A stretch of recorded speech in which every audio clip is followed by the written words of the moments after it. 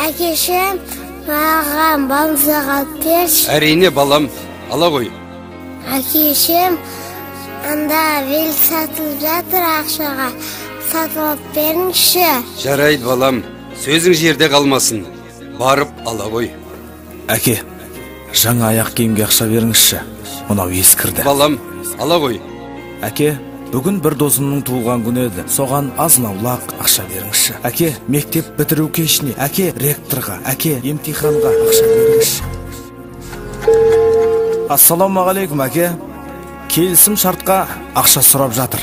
Ертең жеткізіңізші, өтініш. Әке, базарға барып киім алайын деген едім. Қасымдағы достарымның барлығы әдемі киініп жүреді.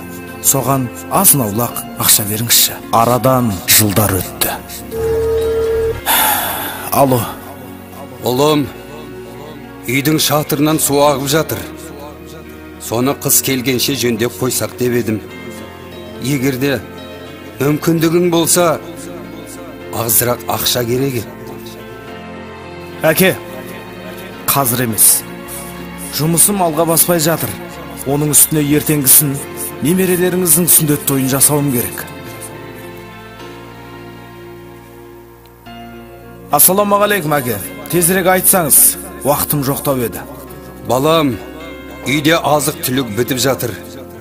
Мүмкіндігің болса, жолың түсіп жатса, жеткізіп тастай аласың ба? Әке, кеше ғана базарлық жасап едім ғой. Амалдай тұрыңыздар. Оның үстіне бар ақшамды оборотқа салдым.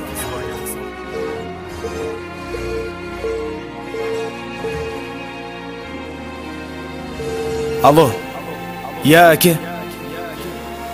Балам, анаңның алмұрт жегісі келіпті. Көптен бері мазасы жоқ. Мен көшеге шыға алмайым. Соны өзің әкеліп тастай аласың ба? Әке, қыста білесіз бе алмұрттың қанша тұратынын? Өзі ұшпаш жеткізіп тұрсам.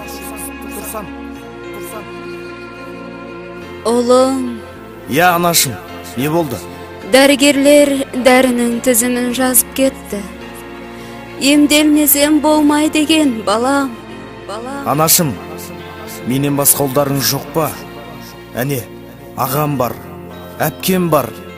Соларға айтыңыз.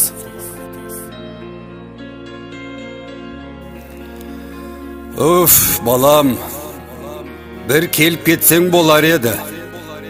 Не үшін, әке? Тыныштық па? Жоқ әлде тағы да ақша керек болды ма?